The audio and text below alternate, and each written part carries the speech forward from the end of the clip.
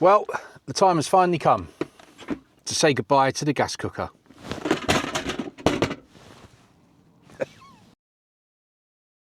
Hi, welcome back to the channel. If some of you saw one of my most previous videos where I got really excited because I was cooking in the van with an air fryer, and that was only down to the fact that I've gone out and purchased myself the Bluetti Elite 100 V2, which has made what we are about to do today completely possible.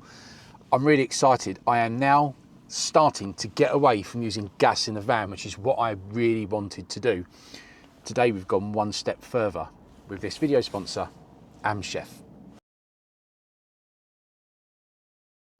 So I'm sure many of you will most likely use one of these gas cookers when you're camping or when you're out in your micro campers or your camper vans, whatever.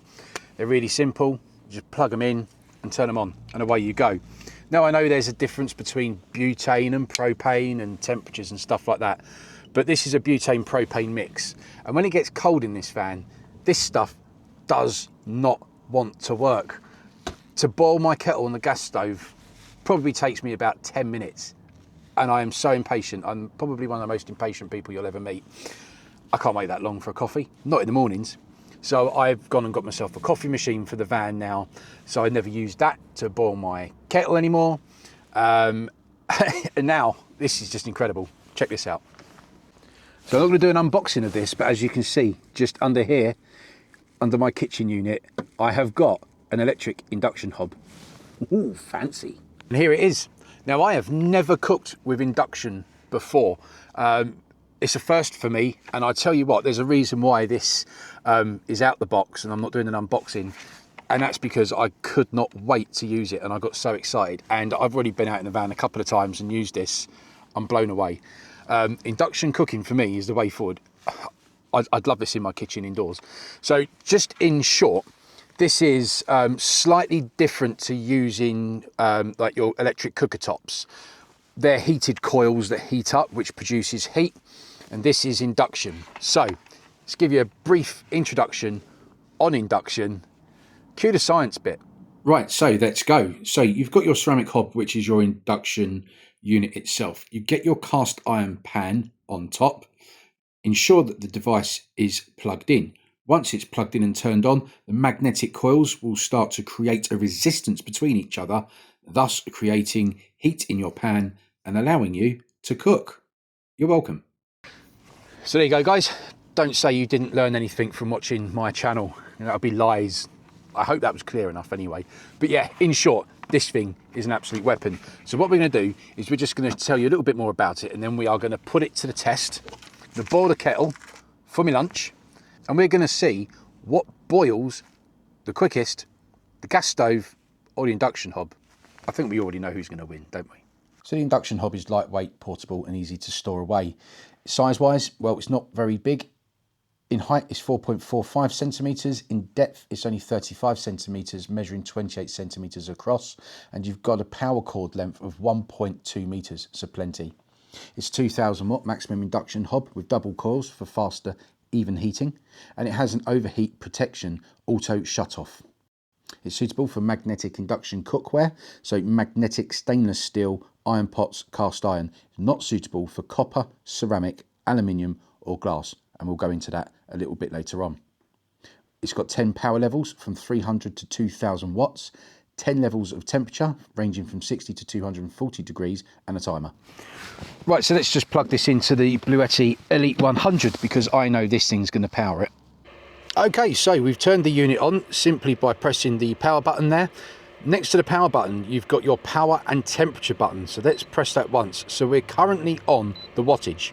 So we can change that all the way down, if you can see there, down to 100. And obviously this thing goes all the way up to 2000. And you can tap this button pretty quick, actually, to be fair, for it to change the power settings. You press that button once more and it takes you through to the temperature control. Now this goes from 50 all the way up to 260, I believe it is, 240. So there we go. So you can see there, it's flashing pot. That's telling you to put something on the pan and it's ready to go. So you've got a lock button here. If you press that, you can see there that this is actually locked. So now, no little fingers can start touching any of the buttons, turning it on or off or anything like that, even if they were to tap the lock button. To turn that off, you simply hold it down, and now it's ready to go again. Right, we've got our timer button here, so we can press that, and this is where you can obviously set a timer. But we're not going to do that. Right guys, so as I explained earlier on, with the induction hob, with induction cooking, there are certain pots and pans that you can use on one of these. Basically, to give you a little tip, when you go shopping and you look for the pans like I have, there is a symbol on the back which looks like a coil. Now I don't know if you can see that, we'll try anyway. I'll put one on the screen for you so you can see it. But every pan that can be used with an induction hob should have that on the bottom. So that just makes it a bit easier so you know what you're buying basically. And there is another trick that you can use, the magnet test. So as you saw in the science bit earlier on, it's magnetic forces that create the induction heat. So you can see there, a magnet has stuck to the bottom of that pan. Unfortunately, with my toasty, it's not a Ridge Monkey, but it's very similar. That doesn't stick.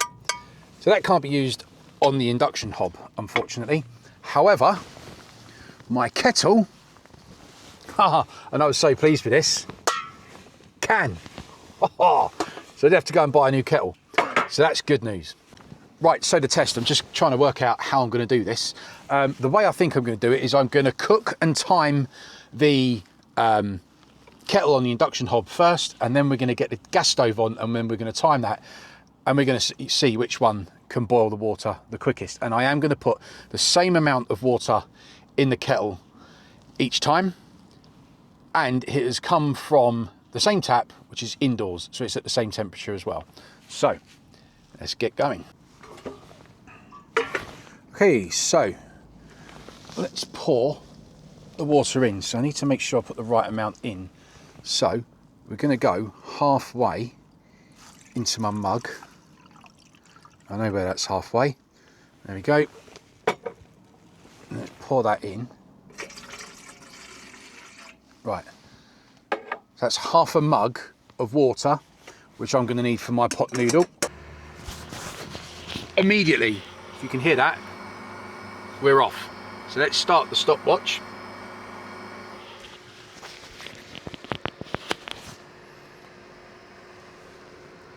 And let's see how long it takes to boil the kettle. Now it's a whistling kettle. We are going to go for the first whistle. Back in a bit. So you can see, I just want to show you there, you can see the amount that it's taking out of the Bluetti. So that's 1,300, let's say 30 watts of power coming out of the Bluetti at the moment to run that, to boil the kettle. But you can hear that kettle's already boiling, and we're only at 1 minute 6. It's insane.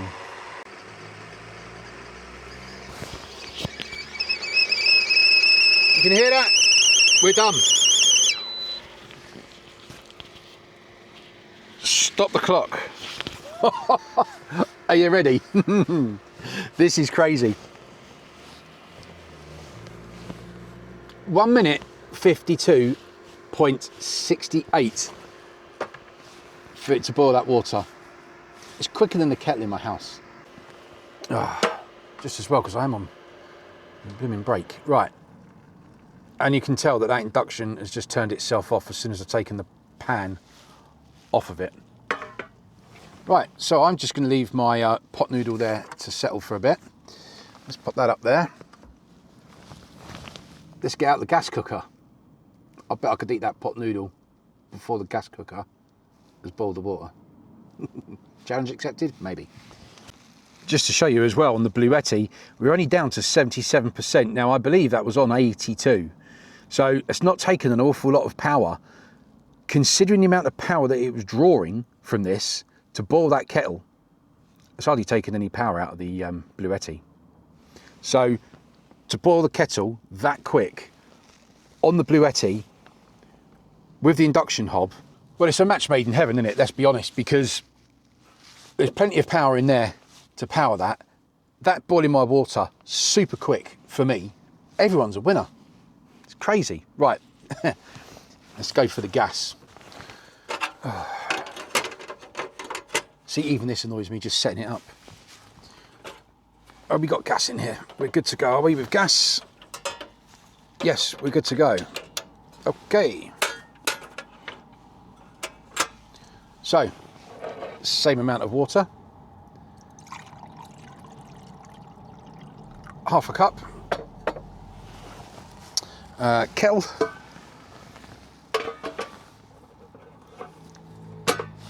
Fill her up. Now, do you know what? The gas cooker's going to get a little bit of a, not a head start, but a little bit of a helping hand, to be fair, because it's still quite warm from when we cooked it on the induction hob. But anyway, I don't think that's going to make a blind bit of difference. So we've got the gas cooker cranked all the way round. See how long it takes.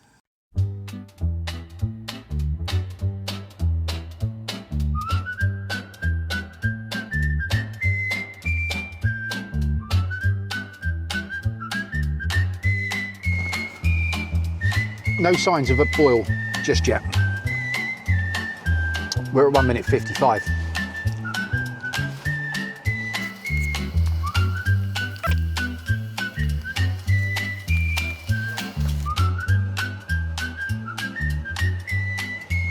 Is that signs of a whistle? It could be. Stop. And stop the timer. 3 minutes 29. So there you have it. Gas, 3 minutes and 29. The only benefit of that, it's warmed the van up quite nicely. I haven't had the diesel heater running and it's actually warmed the van quite nicely. We're at 19 degrees now, but that could be a good thing. But as I'm sure many of you are aware, there's dangers using gas in such a small space. Now, I do have my door cracked ever so slightly behind the camera that you can't see. So it's always a good idea if you're using gas to get yourself a carbon monoxide alarm. But twice as long as the induction hob. So you can clearly see that there is a winner there. And an absolute no-brainer for me is to ditch, well, not ditch, that's now going to live in the roof box, the gas cooker, with my other gas cooker that I've got. So if I'm outside for whatever reason and I fancy cooking outside, no, actually no, I'll just take the Bluetti and induction hob outside. It's all completely portable. I don't think I'm ever going to use that again. I nearly finished my pot noodle by the time it took that to boil the water. But anyway, I digressed. Look at that. Look at the size difference. A lot chunkier than that. That you cannot touch at the moment because that will be red hot for a good 5 minutes. This, stone cold already. Any benefits? What are the pros and cons of either one?